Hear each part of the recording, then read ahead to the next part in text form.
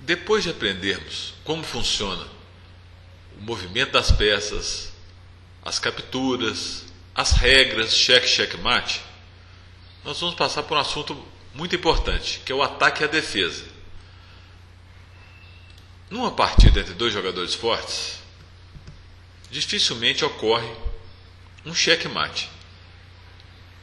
De bobeira, diríamos assim, as brancas ameaçam dar um checkmate e as negras permitem esse checkmate sem nenhuma resistência. O que ocorre geralmente é que um dos lados vai tentar aumentar sua vantagem material ou simplesmente ganhar material. Nesse caso aí, se as brancas, nesse caso da posição, se as brancas avançam os peões, elas vão deixar o seu rei exposto ao ataque das peças negras. Então elas tentam. Dama E6. Repare que é muito difícil criar algum ataque em cima do rei negro só com a dama. Ou seja, seria difícil criar uma situação de checkmate sem a colaboração das negras. Nessa posição, as brancas optam por um ataque simples. Atacar o cavalo das negras. Nas primeiras partidas de xadrez, a gente sempre pensa que a única opção é tirar a peça do ataque. O problema é que agora o cavalo fica indefeso aqui, junto com a torre numa mesma diagonal.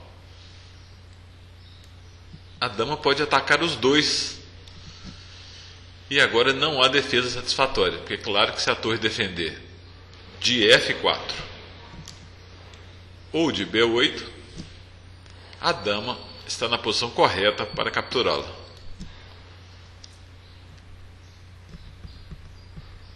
A melhor defesa das negras contra esse ataque, dama E6, não seria tirar o cavalo, seria torre F6, mantendo suas peças defendidas. O grande Capablanca, um famoso jogador cubano que veremos muitas partidas dele, falava que as peças têm que estar bem coordenadas. O peão de G7 defende a torre defende o cavalo, e o cheque de dama na oitava fila agora será respondido simplesmente com rei H7. E é difícil as brancas prosseguirem o ataque sem usarem os peões, quando vão dar certa contra-chance para as negras também, ao deixar o rei mais desprotegido.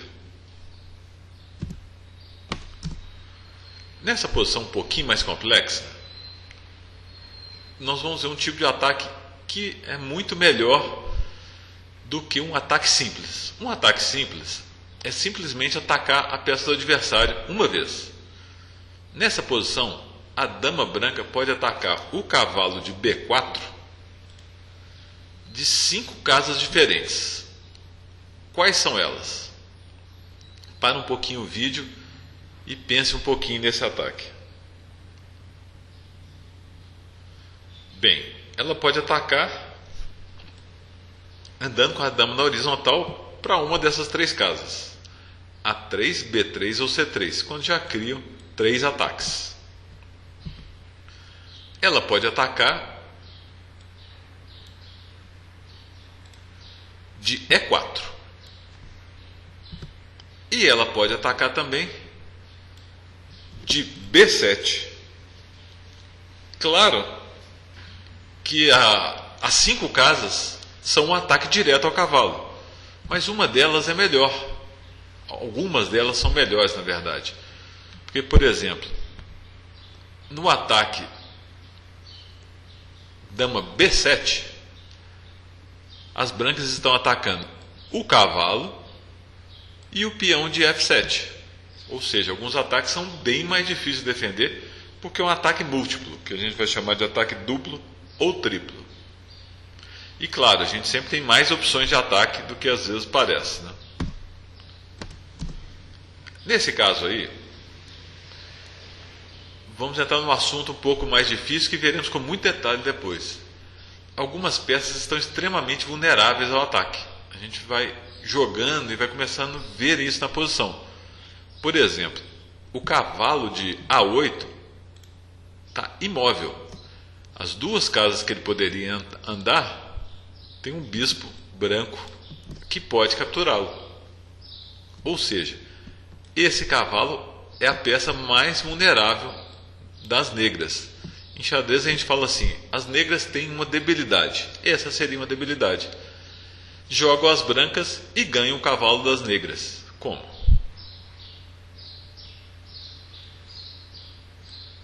Certo, simplesmente atacando com o outro bispo. Já que se o cavalo tentar fugir agora, o bispo de casas negras, colocado em A5, vai matá-lo.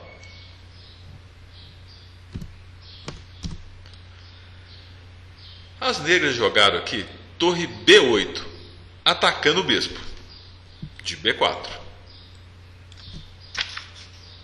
Como podemos defender esse bispo com a torre? De duas maneiras, né? De B8 ou de B1, desculpem, ou de D4, por exemplo. E como podemos defender com o peão? Jogando o peão para A3. Essa defesa, geralmente é uma defesa muito econômica, porque o peão tem pouco valor e fica segurando o bispo aí.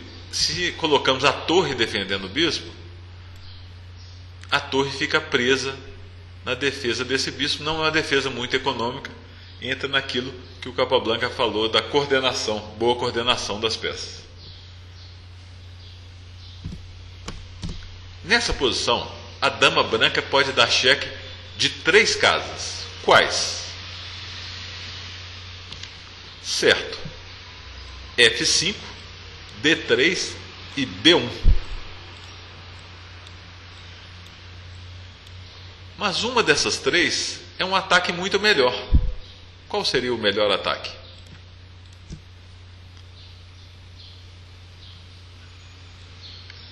De D3, porque cria um ataque em cima do rei, que é um cheque, e ao mesmo tempo ataca o cavalo, ganhando o cavalo. Então, nos ataques, nas opções, uma pode ser melhor do que as outras, como nesse caso. O múltiplo ataque, que a gente está vendo aí, é uma das coisas mais difíceis para o iniciante entender e começar a jogar bem. Nesse caso, 2 peças brancas atacam ao bispo de C7. Mas não há problema aqui, porque o bispo está defendido por 2 peças negras, o rei e a torre. Então, por exemplo, se eu tomar o bispo com qualquer uma das peças, torre toma bispo de C7, o preto me retoma, torre toma torre. Bispo toma torre, rei toma torre, simplesmente trocou a torre e o bispo do branco pela torre e o bispo das negras. Ninguém ganhou nada. Mas essa é uma situação muito difícil para as negras, que as peças ficam presas na defesa, ou seja, as pretas não podem afastar o rei da defesa do bispo, não podem afastar a torre da defesa do bispo. Então, por exemplo, se depois de torre C2 as negras jogassem torre D8, elas tirariam um ataque, uma defesa do bispo, obviamente perdendo o bispo, e as brancas podem tomar tanto com a torre dando cheque como de bispo. Em ambos elas ganhariam a peça, já que o rei não pode capturar a torre, porque ficaria sob o ataque da torre, ou seja, não poderiam capturar o bispo porque ficariam sob o ataque da torre. Nosso próximo exemplo é de ataque e defesa também. O branco pode atacar o bispo das pretas com o cavalo e com a torre. Como? Certo, com a torre em E3 e com o cavalo em D3.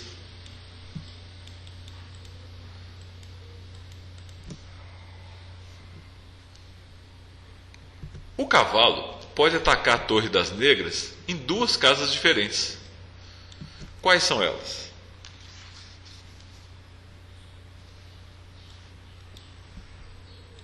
Em D7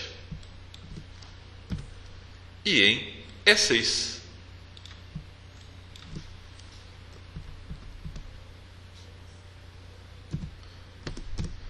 E para encerrar, lembrar que o peão também é uma unidade de ataque. Nessa posição, o cavalo pode atacar a torre de duas casas. Quais são elas? B3 e E5. Mas o peão também pode atacar a torre. Como? B4. Mas a torre pode sair desse ataque atacando o cavalo das brancas também de duas casas. Quais? D5 e C2. Essas 8 aulas são o básico que a pessoa tem que saber do xadrez para jogar o xadrez. Qualquer pessoa que viu isso aí, essas primeiras 8 aulas, pode sair jogando xadrez tranquilamente. O nível do jogo vai melhorando à medida que a gente vai ganhando conhecimento. Então, a partir dessas aulas, nós usaremos assuntos mais avançados para crescimento do nosso jogo. Então, obrigado por assistir às aulas básicas e acompanhem também as aulas mais avançadas.